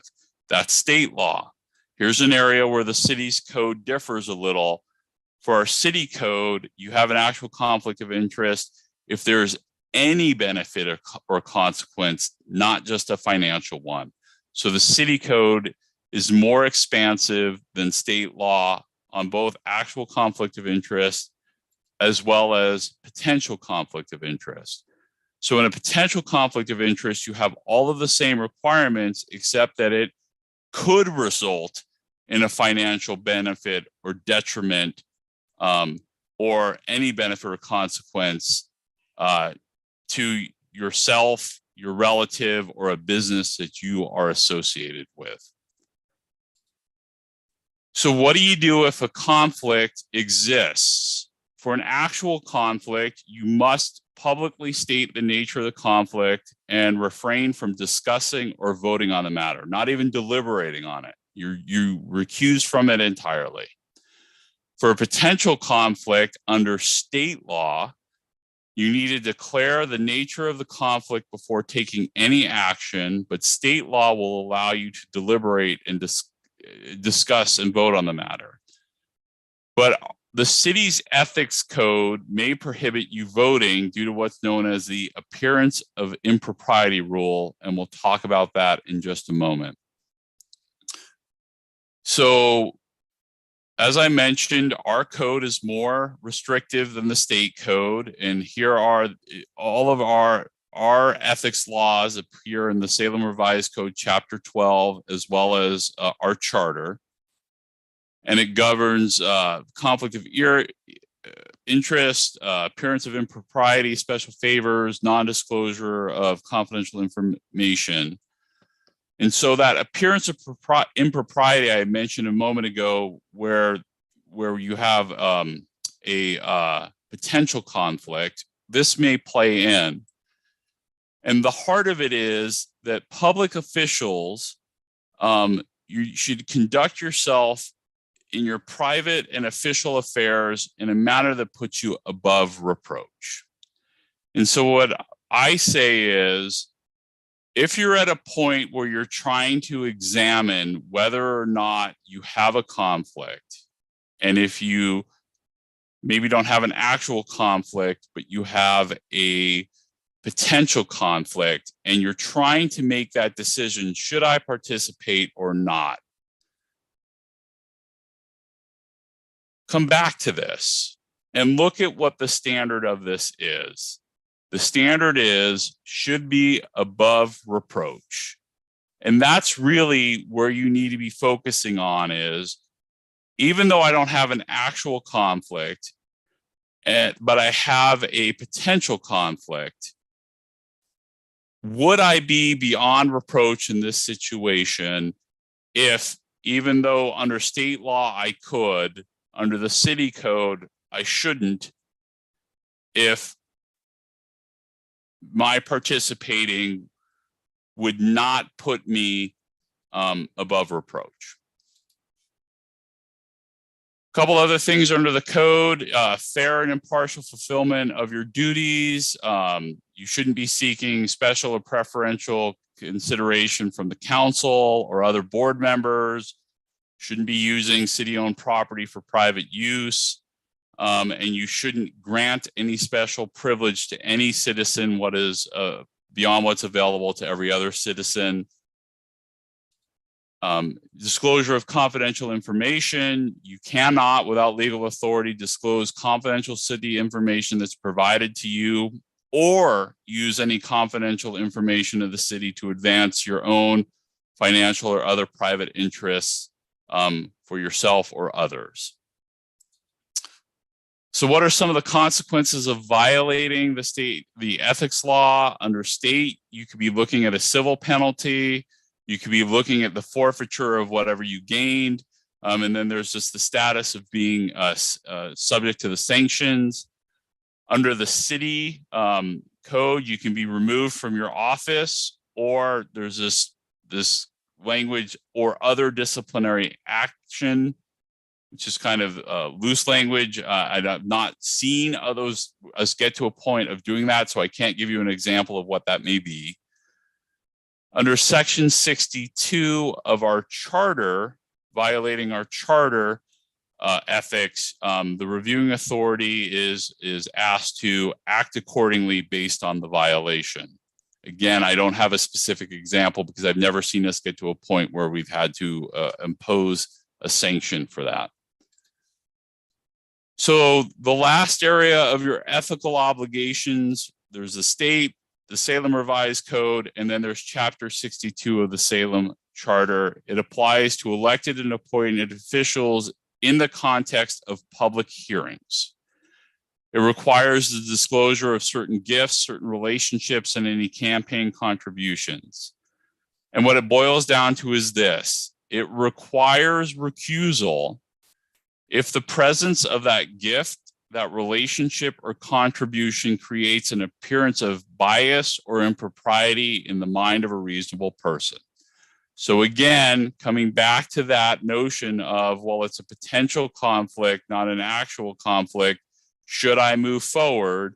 You've got your appearance of impropriety under Salem Revised Code 12, and under our charter, if whatever that relationship is or whatever that situation is that's causing you concern about whether or not you should continue to participate, if in the mind of a reasonable person, that gift, relationship, contribution, etc., would create an appearance of bias or impropriety, you're required to recuse yourself.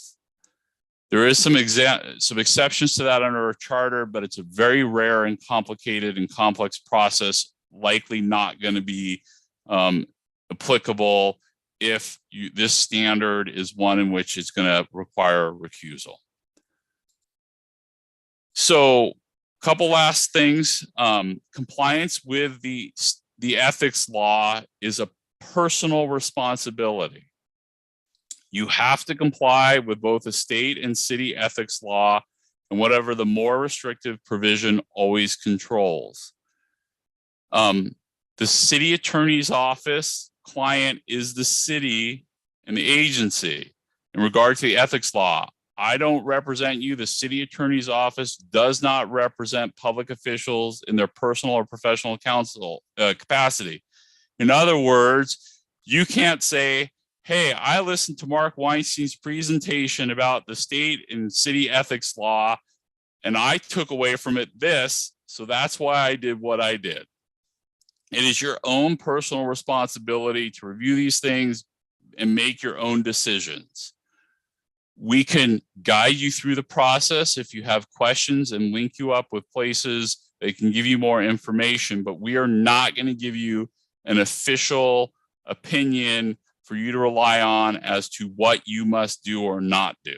That is your decision to make. It is your own personal obligation.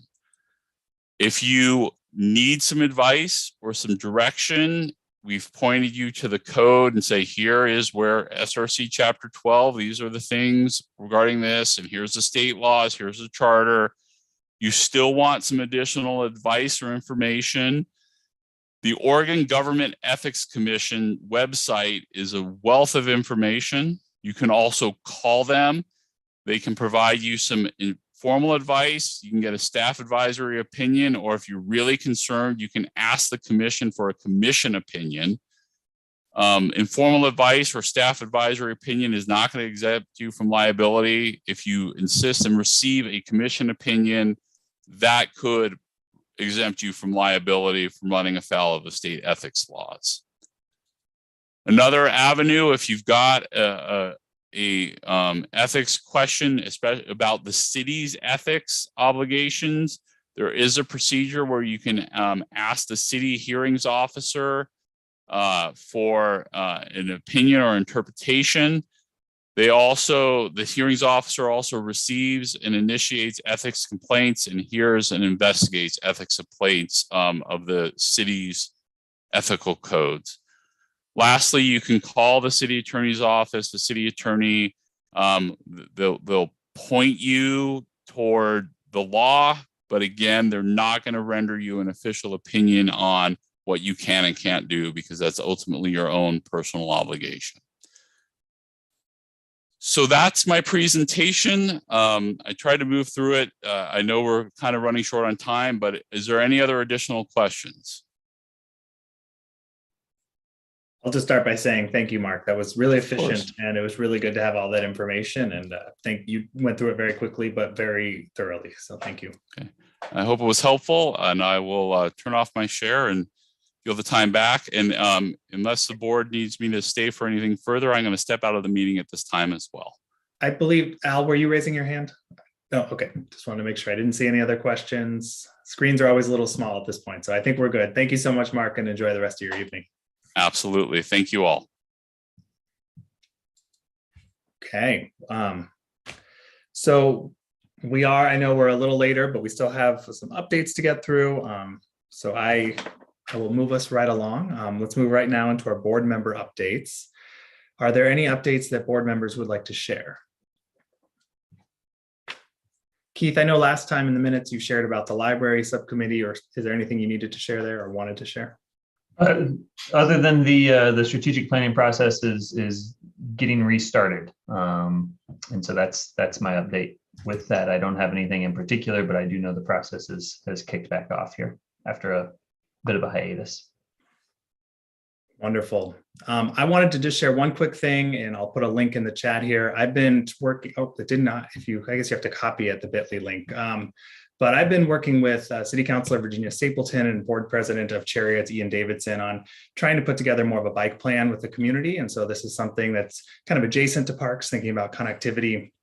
But there's a lot of ideas out there. And so we've been putting together the Salem Bike Vision. And we're hoping, I know Councilor Stapleton's talking with staff and thinking about how this can move forward. So it's still in its early stages, but as folks that, are very active in the community, I did want to share with all of you just so you were aware of it, and happy to answer any questions. And in the future, if you're interested in getting involved and whatnot, this is hopefully going to be a way for us to put some of these different ideas. We're talking with Salem Bicycle Club and other groups to hopefully have more connectivity to parks and everything else. All right. Next, we've gone through our Mission Streets Park Conservancy minutes. Let's go to our urban forestry update.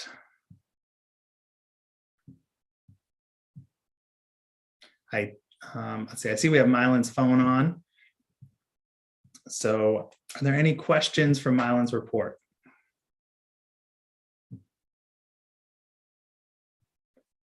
Mylan, I had one question for you. I was just trying to remember, I know we had the presentation from Deborah Top a couple weeks ago, or months ago rather, about the tree survey and just thinking about the results of that. I'm just curious, is there a next step aside from tree planting and trying to think about using some of the data that the city was more willing to pay for trees, and how to get some of that private owners to plant trees? Oh, you're not able to talk? See, I can ask to unmute here, see if that works. Yes, thank you. Can you repeat the question? I'm sorry.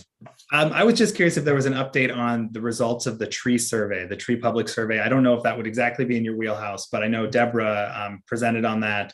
We had the professional polling done and showed the city was very willing, residents were very willing to plant more trees. And I'm just thinking about ice storm cleanup, replacing our tree canopy. And I didn't know if there's been strategy talk around that.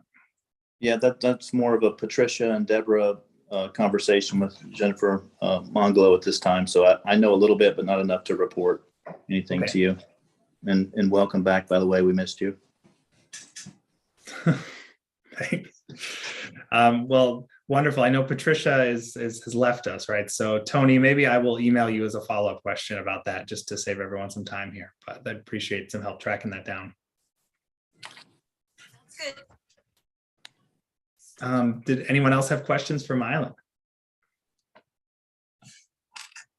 Well, Mylan, I'll just say it's amazing to see how the ice storm damage continues and all the work that's still ongoing. I mean, I know that's no surprise to you. You're doing it every day, but just appreciate the work you're doing. I'm glad you were able to tap in some insurance funds and FEMA money, but hopefully you feel like there's an end in sight there with all that different restoration and cleanup work you're doing.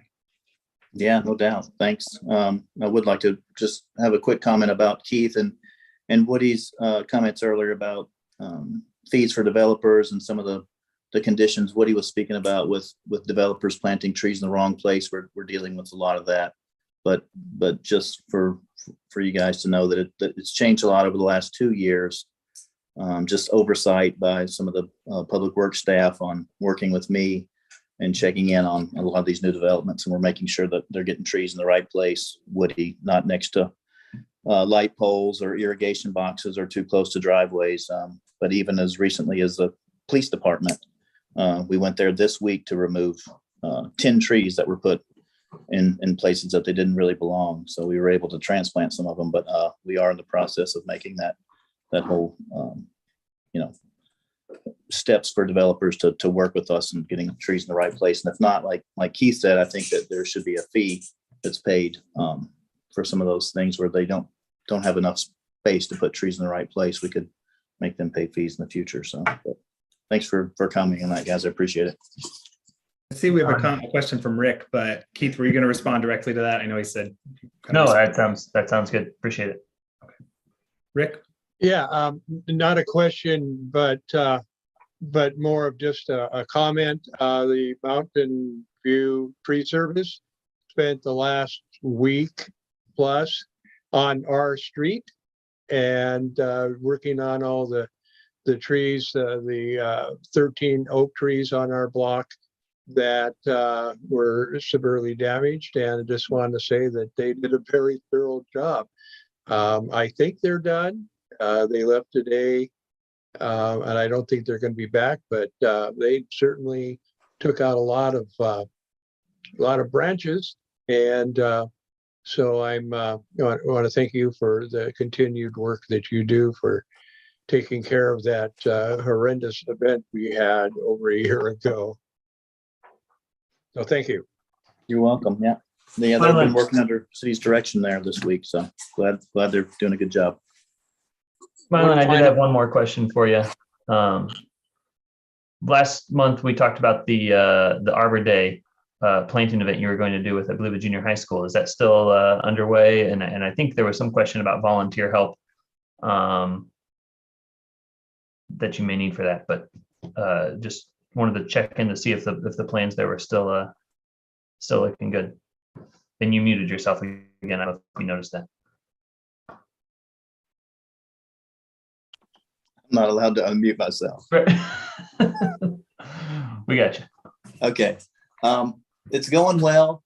We had planned a really big event, and we're going to try and involve the entire student body, but obviously that would have been the entire school day, period 1 through 7.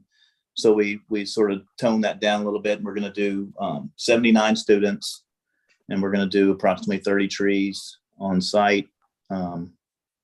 So 3 classes and plans to do more with the other classes later on the year, maybe do some watering, maybe do some tree inventory on the park. And we'd love to start working with schools more, obviously, if we can do that on school property. I think there's a huge need for tree planting on school property, but that's something we can talk to the schools about directly. But as far as volunteer help, if you guys wanted to email me directly, I could surely involve you in any of these planting events that we're doing. We're doing another small planting event with the Daughters of the American Revolution on the next day, Friday, at Fairmount Park. A couple other parks, we're doing some tree planting events that week, and on Earth Day, obviously out at Inglewood Park, they're doing a planting event out there for Earth Day. So if anybody wants to be involved in any way with any of this stuff, definitely feel free to email me. Great, thank you. And Al, I think I cut you off. Thank you. I just think it must go with to be said that having just completed a site visit on every one of the parks in Salem Parks area, I have to say that I'm very impressed with the obvious evidence of recent plantings. There are a lot of young trees that have been put in place in places that are needed and will expand our canopy. And it's just heartwarming to see the effort that's gone into not just replace trees, but to put in new trees where they should go and will benefit us for years to come. I really want you to know that it's appreciated. Thank you very much. That's enough. Seconded by the board. Really appreciate your work, Mylan. Any All other right. questions? All right. Well, thank you as always, Mylan, and appreciate the updates and all the work you're doing. All right, thanks, guys. All right, let's move on to the parks and natural resource planning update. Tony, I think that's you that, or do we have Jennifer's? No, Rob. Welcome, Rob. Yeah, thank you, Chair McDowell. For those of you who don't know me, I'm Rob Romanek. I'm a parks planner. I work for Patricia. She is technically still with us for a few more weeks, but she wasn't able to join us tonight. If you have any questions about the written report, I'd be happy to answer them. I do want to just make one correction in the written report. That tree planting event we were just, Mylan was just speaking about, that's actually being held on April 28th. The report says the 30th, so we just had our dates a little mixed up there. But if there's any questions, I'd be happy to take them. Rob, just on that point about dates, I noticed, I think in Jen's report, there were some other dates of upcoming events. A few were TBD. If you or Tony wouldn't mind sending any updates to all of us, just when there are some dates, that would be great, just so we all can mark those on our calendars and be aware. Apologies for the dog in the background. Any other questions?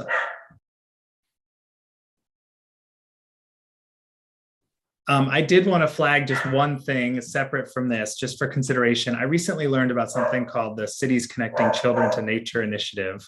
And I'm just going to post this. It's through something I'm affiliated with work. National League of Cities does work on this. They have a cohort of cities that work on connecting children to nature, and Oregon is not represented in this. I was kind of surprised to see Portland wasn't on the list.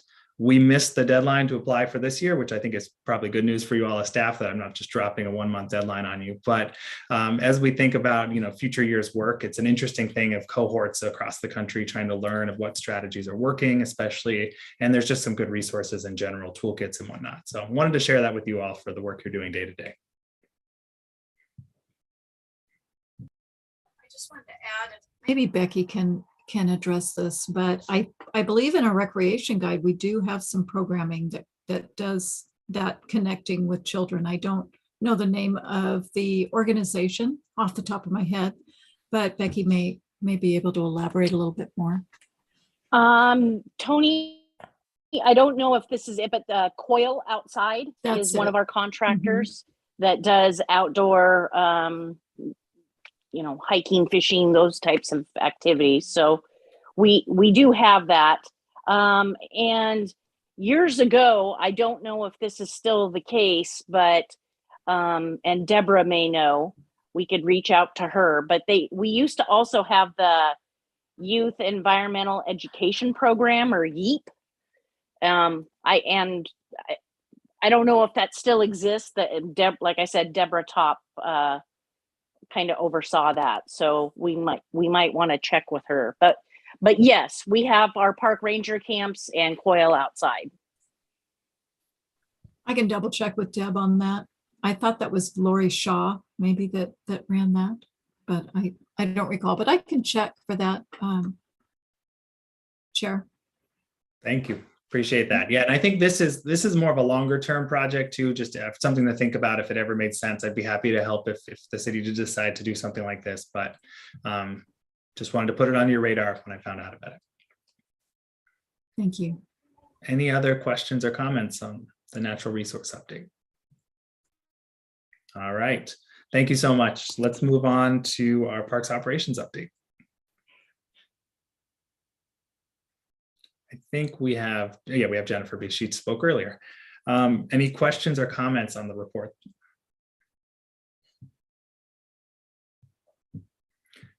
I do want to make just one note that Tony let me know before the meeting. There was a question last time about when we were going to hear about the unsheltered individuals update, and Gretchen is going to join us at the May meeting now. And so I know that, thank you, Jennifer, for always providing such good information. I know there was some more board questions last time, and so we are going to get more of an update on that, specifically on the city strategy next month. So just to wrap that up.